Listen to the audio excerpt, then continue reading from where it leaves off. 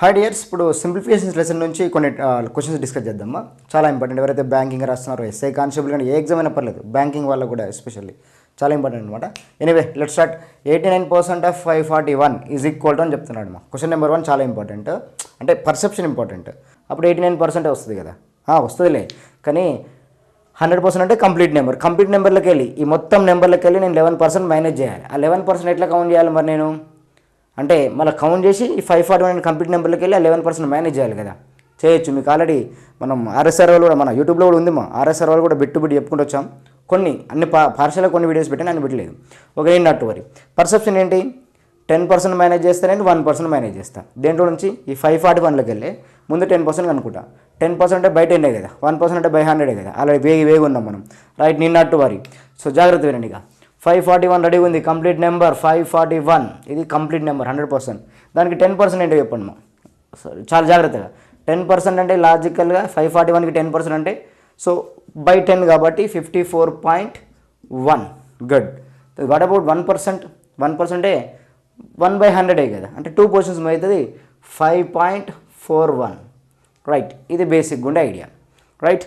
అంటే 54.1 ఉన్నప్పుడు ఇక్కడ 0 ఉన్నట్టే లాజికల్గా. అది 10% వాల్యూ, ఈ 1% వాల్యూ రెండింటిని మేనేజ్ చేయాలి. ఎక్కడి నుంచి మేనేజ్ చేయాలి?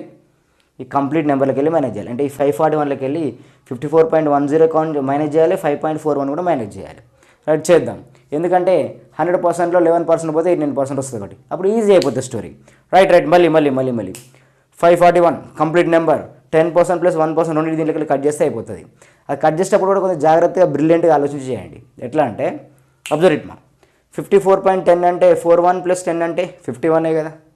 ఈ 54 ప్లస్ 5 వదిలేయండి. ఇక్కడ 51 వస్తుంది. 51 అంటే 1 రూపీ అనుకుందాం. 1 రూపీలో 51 పైసా పోతుంది. 51 పైసా అన్నట్టే కదా. ఈ 51 పైసా అక్కడి నుంచి మేనేజ్ చేయాలి. అంటే ఈ 1 రూపీలోకి వెళ్ళి ఈ 51 పైసా మేనేజ్ చేస్తే 49 పైసా కదా ఉండేది. 0.49 లాస్ట్కి అయితే కదా వస్తుంది.